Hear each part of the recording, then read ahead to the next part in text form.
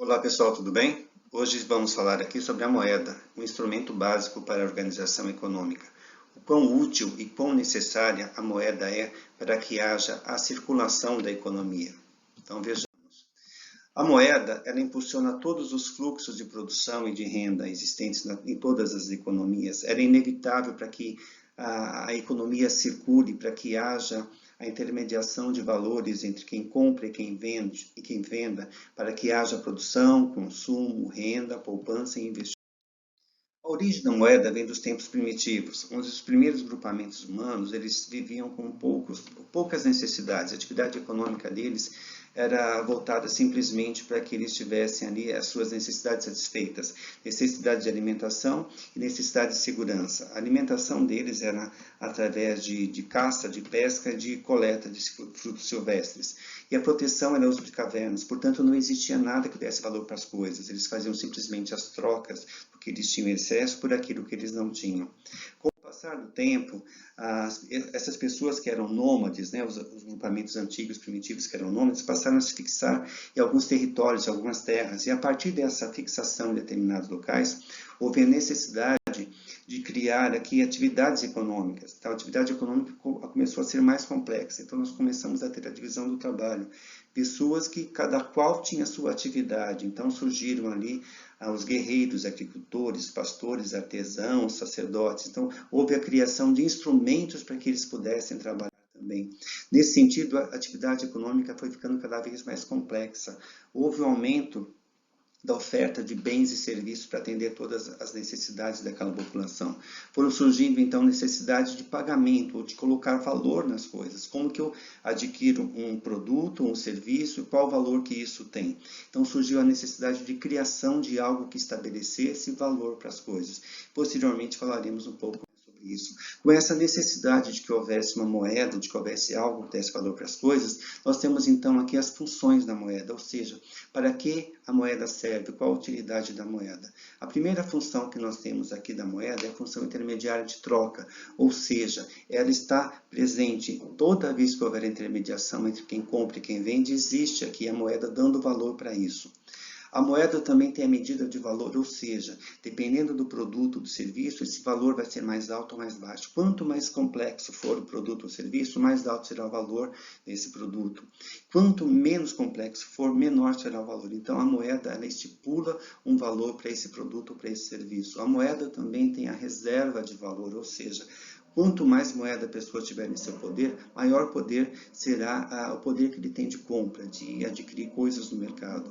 A moeda também tem o poder liberatório, ou seja, a partir do momento que eu pago uma dívida que eu tenho, estou liberto daquela dívida. Digamos que eu tenha feito uma compra no crediário, a partir do momento que eu pagar minha última prestação, estarei livre daquela dívida. Então, a moeda tem esse poder de libertar de uma dívida que nós tínhamos. A moeda também tem um padrão de pagamento diferido, ou seja, eu consigo utilizar um bem mesmo antes de ter pago a sua totalidade. Por exemplo, se eu adquiro uma casa financiada, eu posso fazer uso dessa casa e vou quitar isso lá na frente, ou seja, não é necessário que eu tenha a quitação imediatamente para que eu possa fazer uso de um bem.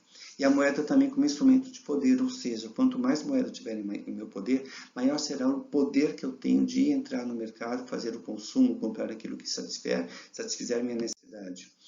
Agora vamos falar um pouquinho das características da moeda, ou seja, como a moeda deve ser.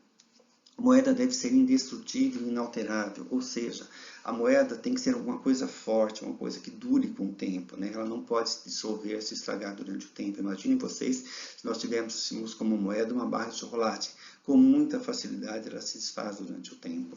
A moeda também tem que ter a característica de homogeneidade, ou seja, duas moedas distintas, elas acabam tendo a mesma equivalência, né? Por exemplo, nós temos o dólar e temos o real. Para que eu possa comprar um dólar, eu tenho que fazer a conversão disso. Para que eu possa comprar um dólar, então eu tenho que ter R$ 5, ou seja, a moeda ela vai ser convertida. A divisibilidade, a moeda deve conter múltiplos e submúltiplos. Por exemplo, R$ 1. Então, nós temos ali os submúltiplos, que é 1 centavo, 5 centavos, 10 centavos, 25 centavos, 50 centavos. E tem os múltiplos de R$ 1. R$ 2, R$ 5, R$ 10, R$ 20, R$ 50 e R$ 100.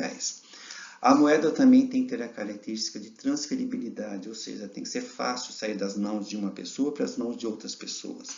E a facilidade de manuseio e transporte tem que ser algo que não seja pesado, não seja difícil transportá-lo, para que nós possamos utilizar. Durante a evolução da humanidade, também houve a evolução da moeda. Então, nós temos aqui uma evolução histórica da moeda. E nós temos aqui 6 evoluções, né? Partindo do escambo, passando pela mercadoria moeda, pelo metalismo, pela moeda papel, papel moeda, moeda bancária escritural ou a moeda invisível que nós temos nos dias de hoje. A primeira história que nós temos aqui, o primeiro histórico de moeda que nós temos é o escambo. Lá nos povos primitivos, como eu disse para vocês, as pessoas tinham poucas necessidades, então elas tinham que trocar aquilo que elas tinham excesso por aquilo que elas não tinham. Então, no nosso exemplo aqui, nós temos uma pessoa que tinha excesso ali de caça de coelho e outra pessoa que tinha excesso ali de pesca de peixe. Então, eles faziam as trocas entre eles. Era uma troca simplesmente de mercadoria, sem nenhum valor envolvendo aí essas trocas. Depois que as pessoas passaram a ser fixas, a se fixarem, não ser mais nômades, elas passaram a criar suas necessidades, criar a divisão do trabalho, e aí era preciso que tivesse alguma coisa que estabelecesse valor para o serviço, para o produto vendido. Então surgiram aqui algumas mercadorias ao longo do tempo que tinham valor e eram consideradas como moeda, que é a mercadoria moeda. Então nós tivemos na antiguidade o cobre, a prata, cevado, gado, instrumentos agrícolas. Na Idade Média, o gado, cereais, mel, tecidos, peixes, escravos. Na Idade Moderna, fumo, cereais, madeira, trigo. Ou seja, em determinada época, escolhia-se aquilo que poderia dar valor para as coisas, o gado, o cereal, o sal ou o pano. Com o aumento da atividade econômica, já não era mais possível ficarmos somente na dependência da mercadoria moeda. Surgiu então o metalismo, ou seja, utilizou-se aqui os metais, foram utilizados os metais para a cunhagem de algumas moedas, né? Para que nós tivéssemos ali esculpidas ali figuras e os seus formatos. E aí nós tínhamos como medir, como pesar isso, e isso dava valor para as coisas. As moedas mais utilizadas eram o cobre, o bronze, ferro, ouro, prata. Em virtude dessa grande quantidade de metal que nós tínhamos, era difícil fazer o seu transporte, era pesado, era arriscado, podia correr furto, roubo, né? Então, os comerciantes passaram a pegar esses metais que estavam em suas posses, levarem para alguns lugares, faziam um depósito disso, que eram chamadas casas de custódia. As casas de custódia recebiam essas moedas ali que estavam no poder das pessoas, depositavam ali e davam em garantia um recibo dizendo que tal fulano de tal tinha depositado tantas moedas de ouro, tantos pesos de ouro, tantos pesos de algum tipo de metal ali nas casas de custódia. Então, esses papéis começaram a circular no lugar do metal. Só que com o tempo houve dificuldade, né? As pessoas não iam todas elas buscarem ali o que elas tinham depositado em metal, não faziam a reconversão daquela moeda a papel. Então, por conta de algumas fraudes, as casas de custódia passaram a emitir mais moeda a papel do que, na verdade, elas tinham em metal. Por conta disso, foi necessário que se criasse um outro tipo de moeda que desse mais garantia para quem estivesse recebendo. Então, surgiu o papel moeda. E o papel moeda, hoje, ele é vinculado ao Estado. O Estado é que tem aqui a possibilidade de criação desse papel moeda, né? E isso é uma moeda mais forte, uma moeda onde é mais difícil que haja falsificação. E hoje em dia, mesmo que haja falsificação, nós temos instrumentos para detectar se aquela moeda é falsa ou não.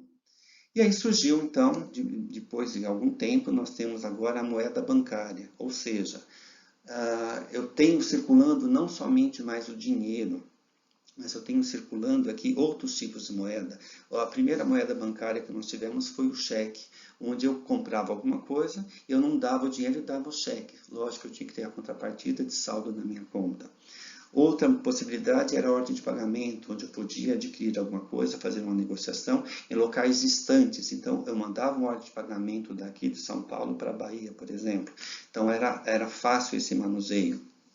E aí foram surgindo os cartões de crédito, cartões de débito, as transferências eletrônicas. Hoje a tecnologia da informação nos traz aí muitas possibilidades, né, de nós mandarmos dinheiro virtualmente, né, o dinheiro invisível que nós podemos mandar para contas dentro do nosso território nacional ou mesmo território internacional.